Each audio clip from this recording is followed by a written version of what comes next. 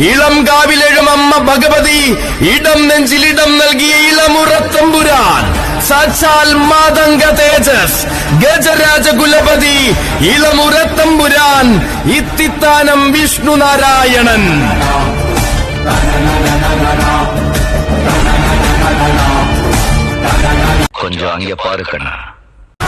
നിങ്ങൾക്കൊരു ഉപദേശം തരാം.